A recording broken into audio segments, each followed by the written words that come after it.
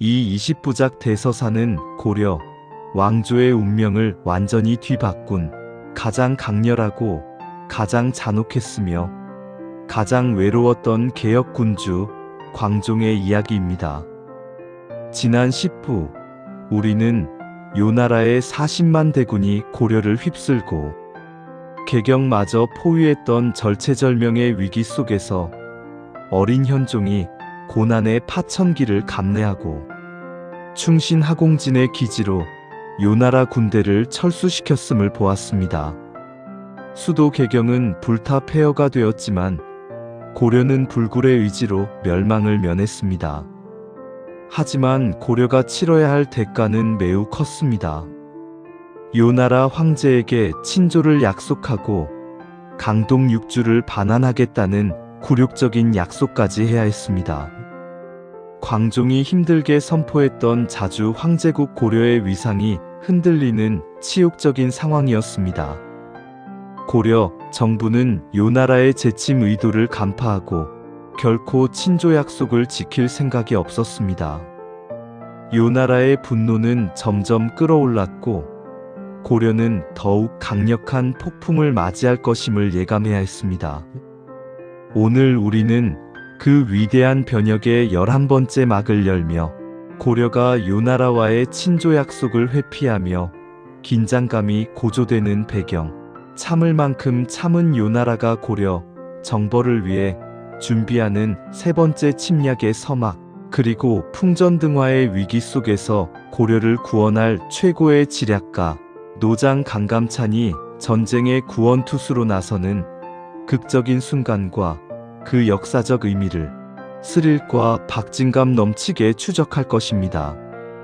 별을 꿰뚫는 지혜로 고려를 지켜낸 명장 강감찬의 등장이 지금부터 펼쳐집니다. 1010년 요나라 성종은 현종의 친조 약속을 받고 개경에서 철수했습니다. 하지만 이 약속은 고려가 위기를 모면하기 위한 외교적 책략에 불과했습니다. 고려 왕실은 광종이 힘들게 구축한 자주 황제국의 위상을 허물면서까지 요나라에 친조할 생각이 추호도 없었습니다.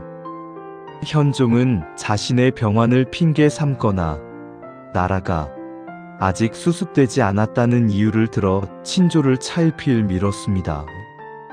요나라는 고려의 진위를 간파하고 분노했습니다. 더군다나 고려는 강동 6주 반환 약속도 지키지 않았습니다.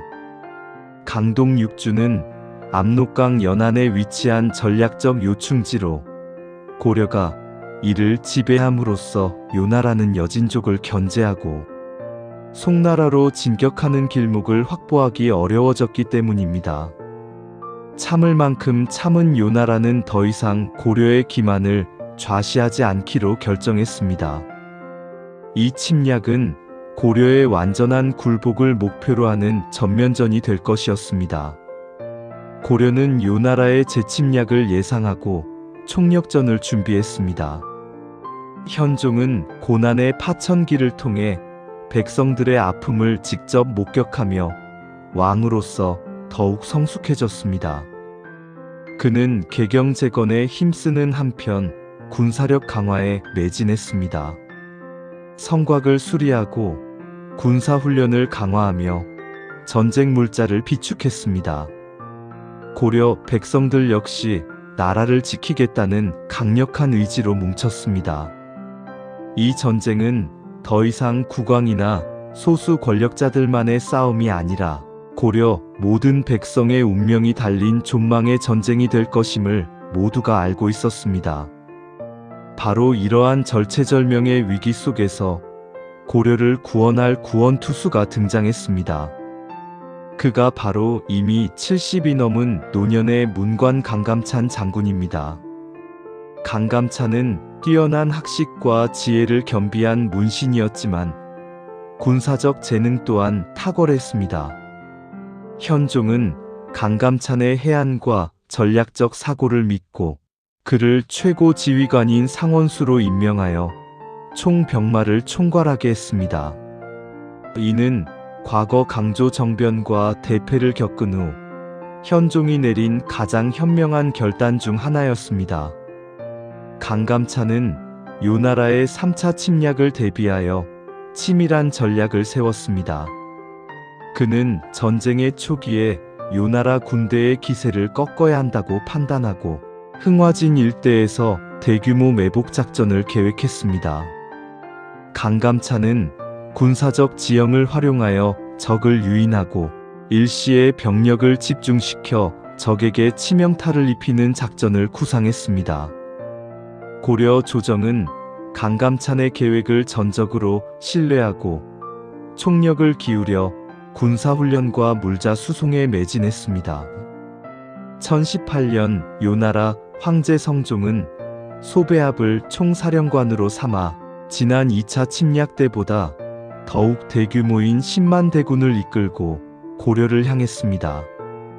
요나라는 고려의 지연책에 대한 분노와 완전한 굴복을 받아내려는 집요한 의지로 무장한 상태였습니다.